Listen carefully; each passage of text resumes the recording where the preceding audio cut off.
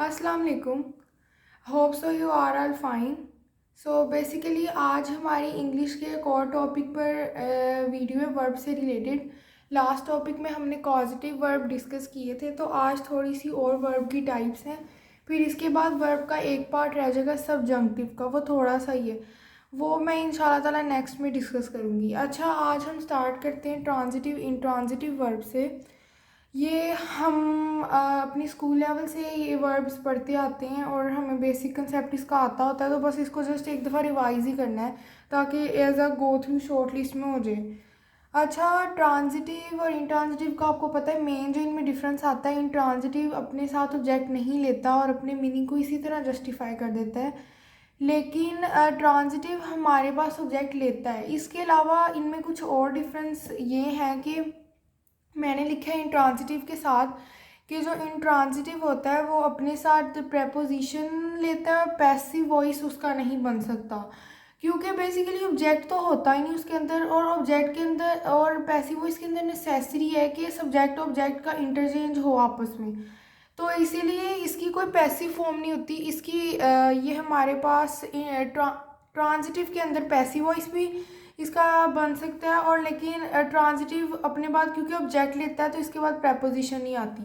हम अपनी एग्जांपल्स की तरफ देखते हैं। ये कुछ कंफ्यूजिंग टर्म्स हैं, मतलब कि फॉर्म्स जो कि कंफ्यूजन क्रिएट कर देती, तो मैंने यही बस लिखी है।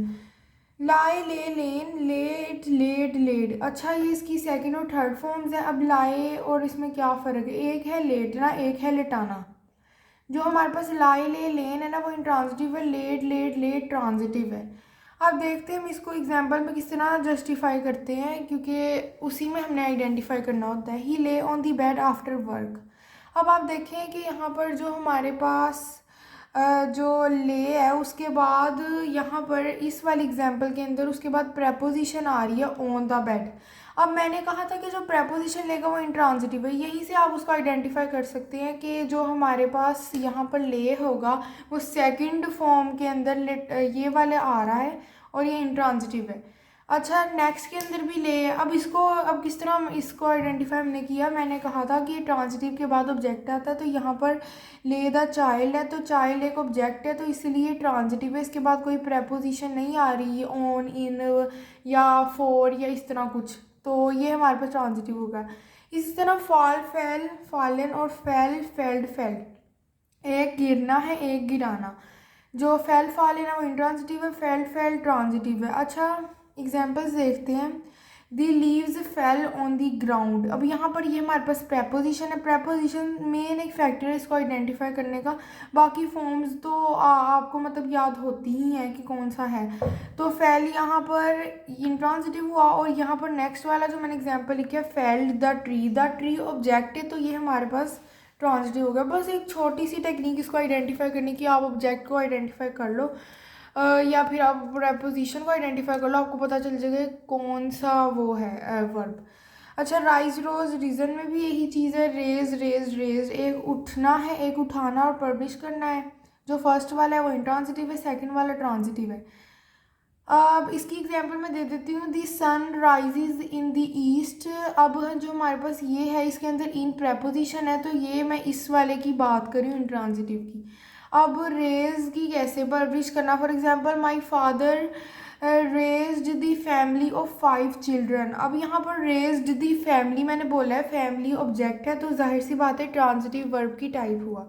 अच्छा, नेक्स्ट हम इसको, अच्छा एक और मैं आपको तरीका बता दूं कि एक तो प्रेपोजिशन है ना, ऑब्जेक्ट और प्रेपोजिशन का डिफरेंस, एक इनको आइडेंटिफाई करने का कि कौन सी किसकी फॉर्म थी।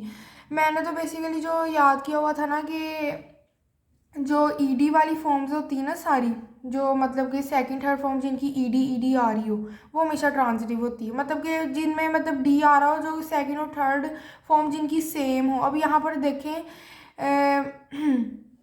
यहाँ पर भी ये सेम फॉर्म्स है, यहाँ पर भी सेम फॉर्म्स है, यहाँ पर भी सेम फॉर्म्स हैं, तो इसके अंदर ये बेसिकली हम इसको इस तरह आइडेंटिफाई कर सकते हैं। अच्छा, हम नेक्स्ट मूव करते हैं लिंकिंग वर्ब की तरफ। अच्छा, लिंकिंग वर्ब बेसिकली मैंने एक छोटा सा बस कॉन्सेप्ट ही देना है कि एक एक्शन वर्ब होता है हमारे पास और एक लिंकिंग वर्ब होता है। एक्शन वर्ब जिसके अंदर कोई एक्शन परफॉर्म किया जा रहा हो, कोई हरकत बात बताई जा रही हो, वो तो हम सारा मतलब कि हमें पता चल जाता है। For example I play cricket, he watches TV, या फिर ऐसा कोई हो कि उसका जिसके अंदर कोई एक्शन आ रहा हो। अब लिंकिंग वर्ब क्या होता है? Linking verb basically be forms हो सकती हैं, जैसे कि बी फॉर्म्स हैं is, am, are, was, were, ये मैंने लिखी हुई है यहाँ पर। और इसके बाद मैंने इनके स्ट्रक्चर की बात की है। इज, एम, आर के बाद अगर आईएनजी फॉर्म आए तो वो कॉन्टीन्यूस टेंस को रिप्रेजेंट करती है, जबकि थर्ड फॉर्म आए तो वो इंडेफिनेट का पैसिव हो सकता है। अच्छा, इसको आइडेंटिफाई करने के लिए सिर्फ एक टेक्निक, सिर्फ हर वो वर्ब जो कि सीम की सेंस दे वो लिंकिंग वर्ब है। बस इतनी सी बात याद रख लें आप इसके बारे में। बाकी आपको इसका पता हो कि बी फॉर्म से रिजेंबल करता है। अब हम इसको किस तरह मतलब कि सीन के अंदर पुट करके देखते हैं। मैंने आगे दो एग्जांपल्स लिखी हैं। आई ग्रीव वेजिटेबल्स, फर्स्ट एग्जांपल को देखते हैं हम। आई ग्रीव वेजिटेबल्स के अंदर अब जो ग्रीव है वो हमें नज़र आ रहा है कि अब ये कौन सा वर्ब है, हम देखते हैं। अगर हम इसको सीम से रिप्लेस करें, आई सीम वेजिटेबल्स, ये कोई सेंस नहीं देता। तो जहाँ पर सीम की कोई सेंस ना पड़े तो जाहिर सी बात है वो एक्शन वर्ब है। आगे हम नेक्स्ट एग्जांपल को देखते हैं। माई सन ग्रीव मैच्योर। अच्छा, यहाँ पर हम ग्रीव को रिप्लेस कर दें अगर हम सीम के साथ, माई सन सीम्ड मैच्योर। यहाँ पर उसकी इजीली उसकी सीम की जस्टिफिकेशन हो रही है कि वो मतलब कि मैच्योर लगता है। यहाँ पर वो अब सीम की सेंस एक दे रहा है, रिप्लेसेबल है, तो वो यहाँ पर लिंकिंग वर्ब होगा, जबकि यहाँ पर उसकी कोई बन ही नहीं थी सेंस। आई सीम वेजिटेबल्स, ये कोई मतलब वो है ही नहीं। अच्छा, आगे एक लास्ट थोड़ा सा वर्ब का है, वर्ब्स ऑफ सेंसेस। ये भी ना हमें बाज़ औक़ात पूछ लिया जाता है। तो वर्ब्स ऑफ सेंसेस क्या है? वर्ब्स ऑफ सेंसेस अपने बाद बेर इन्फिनिटिव या जेरेंट फॉर्म यानी आईएनजी फॉर्म लेती हैं।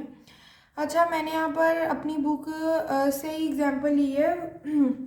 वो जो थर्ड चैप्टर था, I think so first year में था मेरे ख्याल में, वो प्लैनेट वाला। The man felt his hair flutter. अब ये फेल्ट एक सेंस है, फील एक सेंस है।